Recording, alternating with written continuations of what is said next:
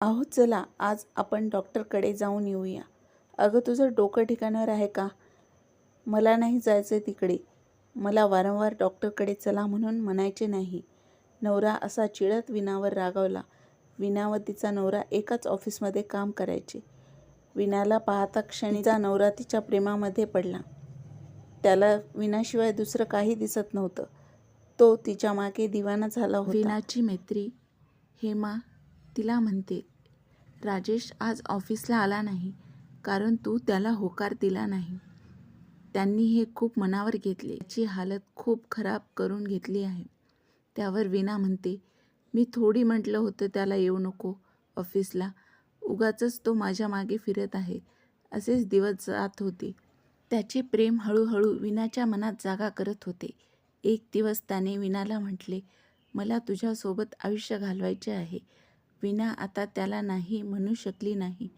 त्या दोघांचे सूत अखेर जुळले आणि दोघांनी आपापल्या घरच्यांना त्यांच्या प्रेमाबद्दल सांगितले. घरच्यांनी सुद्धा त्यांना सपोर्ट दिला कारण दोघेही नोकरीवर होते. त्या दोघांचे लग्न लावून दिले. दोघेही आपल्या संसारात खूप खुश होते. विना व राजेश यांचे कधीच कशावरून भांडण होत नव्हते. राजेशची आई सुद्धा चांगली व थोडी गरम स्वभावाची होती. लग्न झाल्यानंतर असेच आनंदात 2 वर्ष निघून गेले. 2 वर्षानंतर सासूबाई म्हणत, घरात पाळणा कधी हलणार? 2 वर्ष झाली लग्नाला. आमचे तर 2 बाळंतपण झाले होते. हळूहळू सासूबाईचे सूर बदलायला लागले. असेच दिवस समोर जात होते. आता लग्नाला होऊन 4 वर्ष झाली तरीही काहीच मूलबाळ होत नव्हतं. आता विना खूप टेन्शनमध्ये आली होती व सासूबाईसुद्धा आता तिला टोमणे मारत, तसेच बाहेरसुद्धा तिच्याबद्दल चर्चा सुरू झाली होती. 4 वर्षे झाले तरी मूल नाही. मीना आता खूप अस्वस्थ राहायला लागली होती. एक दिवस ती तिच्या मैत्रिणीला म्हणजेच हेमाला भेटायला जाते. बऱ्याच दिवसापासून ती तिला भेटली नव्हती व तिने आता नोकरीसुद्धा सोडून दिली होती. त्यामुळे तिची भेट होत नव्हती. हेमा तिला पाहताच म्हणाली, का ग, काय झाले? का इतके उदास? तुझा पती राजेश काही बोलला का तुला? नाही ग, ते मला काही बोलत नाही. पण माझी सासू मला नेहमी टोमणे मारते. लग्नाला 4 वर्षे झाली तरी मूल बाळ नाही. मी खूप टेन्शनमध्ये आले आहे. त्यावर तिची मैत्रीण म्हणते, टेन्शन कशाला घेते? आपण डॉक्टरकडे जाऊया व आपण चेकअप करून घेऊ, म्हणजे नक्की कळेल काय प्रॉब्लेम आहे. तर विनाला तिचे बोलणे पटते. दुसऱ्या दिवशी दोघेही लेडीज डॉक्टरकडे जातात. त्यानंतर डॉक्टर विनाचे सर्व चेकअप करते व त्यांना रिपोर्ट्स देते. विनाचे सर्व रिपोर्ट्स नॉर्मल असतात. त्यामुळे विना आता थोडी रिलॅक्स होऊन जाते. पण तिची मैत्रीण तिला म्हणते की तू आता नवऱ्याला सांग की तुझे सुद्धा चेकअप करून घ्यावे, म्हणजे जे काही प्रॉब्लेम असेल ते दूर करता येतील. विना घरी जाते पण नवऱ्याला म्हणते, अहो आपण उद्या डॉक्टरकडे जाऊ. नवरा म्हणतो, कशाला? आपल्याला मूलबाळ होत नाही, बरेच वर्ष झाले, आता मूल हवे आहे. त्यावर तो म्हणतो, त्यासाठी डॉक्टरकडे कशाला जावे लागते? आपण प्रयत्न करत आहोत, होईल आज ना उद्या. त्यावर विना म्हणते, अहो 4 वर्ष आपल्या लग्नाला झालीत, अजून किती वाट पाहू आपण? आणि सासूबाई पण आता मला टोमणे मारतात आणि कॉलनीमध्ये सुद्धा चर्चा सुरू झाली आहे म्हणून म्हणत आहे. नवरा हा समजदार असतो. त्याला तिचे म्हणणे पटले व ते दोघीजण डॉक्टरकडे जातात.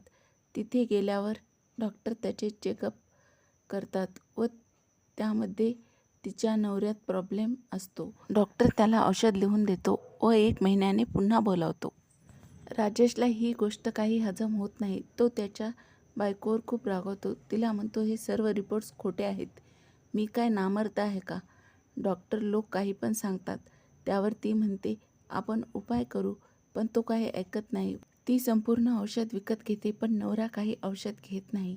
इकडे सासूबाई राजेशला म्हणतात, तू आता दुसरं लग्न कर, ही वांझोट आहे.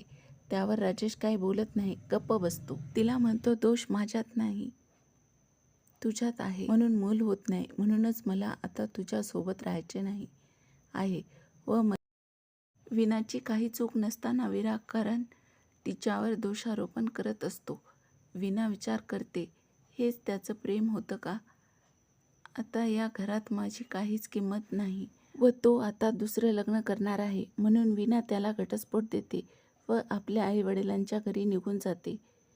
आईवडील जेव्हा विनाला दारात बघतात तर त्यांच्या पायाखालची जमीन सरकून जाते. हे पोरी, तू काय केलं? आता तुझं कसं होईल? असे प्रश्न तिला विचारतात. दुसऱ्या दिवशी विना तिची मैत्रीण हेमाला भेटते आणि तिला सर्व हकीकत सांगते. त्यावर हेमा म्हणते, तू काळजी करू नको. बरं झालं तिथून कायमची निघून आली. मी तुझ्यासाठी लगेच नोकरी पाहते.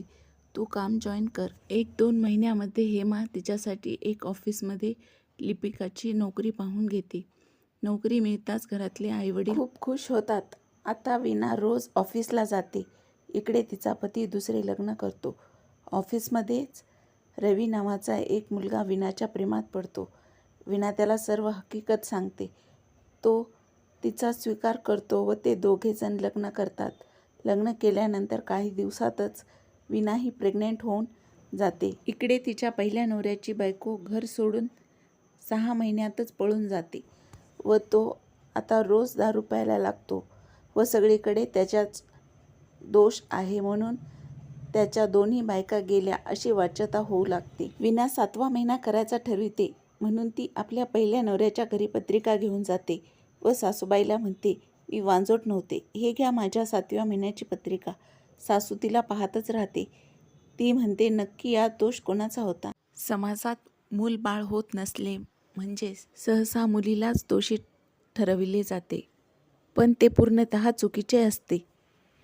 योग्य डॉक्टरचा सल्ला घेतल्याने या समस्या दूर होऊ शकतात व संसार सुखाने पार पाडू शकतो.